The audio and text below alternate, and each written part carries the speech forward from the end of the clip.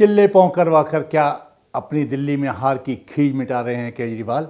यह कहावत सभी हिंदी भाषियों ने सुनी है। यह अटल सत्य है कि साइना कौवा हमेशा गू खाता है। इसके साथ ही यह भी सच है कि कौवा ऊंचाई पर बैठने से कबूतर नहीं बन जाता। ठीक यही हाल आज केजरीवाल की सियासत का भी है। इसमें सभी सक्रिय कई कौवे जो कबूतर बने घूम रहे हैं ने अपनी अपनी काँव काँव से मुल्क के माहौल में बुरी तरह से सड़ांध पैदा कर दी है। दिल्ली, जिसे केजरीवाल अपनी बपौती समझकर मोदी सहित सभी को ऐसी ऐसी अहंकार युक्त धमकियां देने लगे थे जैसे दिल्ली इनके बाप दादा की जागीर है। अति उत्साह में एक बार तो कह दिया, मोदी कई बार भी जन्म ले लें तब भी मुझे दिल्ली में नहीं हरा सकते। अहंकार देखिए, मोदी जी के प्रति हीन भावना दिखाते हुए कहा सकता, और एक दूसरे मौके पर विधानसभा के पटल पर कहा कि मुझे दिल्ली से 2050 तक कोई नहीं हटा सकता। अहंकार तो इतना था कि अपने विधायकों को भी धमका कर रखता था और कहता था, तुम मेरी वजह से विधायक हो, वरना तुम्हारी औकात क्या है। अहंकार तो रावण का भी नहीं रहा तो केजरीवाल का भी नहीं रहा। दिल्ली की जनता ने दिल्ली विधानसभा चुनाव में केजरीवाल को ऐसा झन्नाटेदार तमाचा मारा कि पार्टी के साथ खुद भी हारकर अभी तक इसे दिन में तारे नजर आ रहे हैं। जब से चुनाव हारा है तभी से रचनात्मक विपक्ष की भूमिका अदा करने की बात कर रहा था, और कल जब महाझूठी आतिशी को इसने विधानसभा में विपक्ष का नेता घोषित करवाया, उसने भी कहा कि हम रचनात्मक विपक्ष की भूमिका निभाएंगे। यह वही झूठी है जिसने दिल्ली चुनाव हारने के 2 दिन बाद ही कह दिया कि दिल्ली में आपके हारने के साथ ही दिल्ली में 4-4 घंटे का बिजली की कटौती हो रही है, जिसका खंडन बिजली विभाग की कंपनियों ने ही किया। इस सुपर्णखा का मुंह बंद कराया। खैर, जिस पार्टी के अहंकारी तानाशाही नेता ने इस पार्टी को जन्म के समय से ही झूठ की घुट्टी पिलाई हो, उससे सत्य की अपेक्षा करना अपनी ही बुद्धि पर तरस खाने के समान है।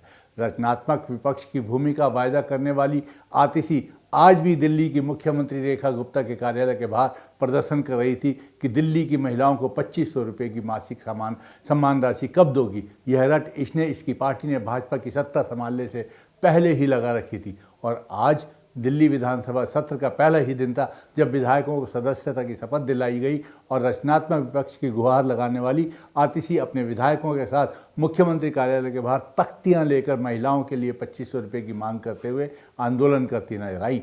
लगता है यह कहकर दिल्ली की महिलाओं को बहकाना चाहती हैं कि 2500 रुपये हमने दिलवाए, वरना भाजपा तो आपको दे ही नहीं रही थी, क्योंकि ये जानती है कि मोदी की गारंटी है और अवश्य ही पूरी होगी। इस परिप्रेक्ष्य में इस औरत की जल्दबाजी का और कोई कारण नजर नहीं आता। मोदी जी ने महिला सम्मान निधि की गारंटी देते हुए कहा था कि यह राशि 8 मार्च को महिला दिवस से पहले दी जाएगी। महिला दिवस से 12 दिन पहले ही इस विषय पर अराजकता और हंगामा करने का औचित्य समझ नहीं आ रहा। यदि रचनात्मक विपक्ष का आगाज ऐसा है तो अंजाम क्या होगा।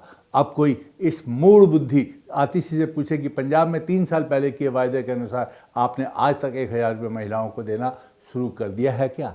दिल्ली में 11 साल शासन करने के बाद दिल्ली की महिलाओं को यह राशि मिल रही है क्या। लेकिन जिसका मकसद सिर्फ हंगामा करना हो उसे क्या कह सकते हैं। अब तो भाजपा को पूरे 5 साल और उसके बाद भी यदि जीतते हैं तो भी नकारात्मक विपक्ष की नौटंकियां दिखाने के लिए तैयार रहना होगा। केजरीवाल, जरा ध्यान रखो, आप मोदी की गारंटी को चुनौती दे रहे हो। ध्यान रखना, एक एक चुनावी वादा पूरा कराएंगे और आपकी राजनीति दिल्ली में हमेशा के लिए समाप्त होगी।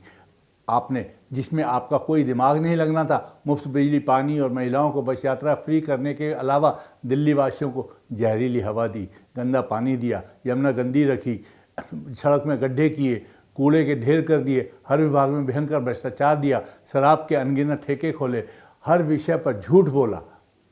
उपराज्यपाल और केंद्र से लड़ते रहे, जेल गए और स्वप्निल दुनिया में रह रहे थे कि दिल्ली पर इतना अत्याचार कर आप देश के प्रधानमंत्री बनेंगे।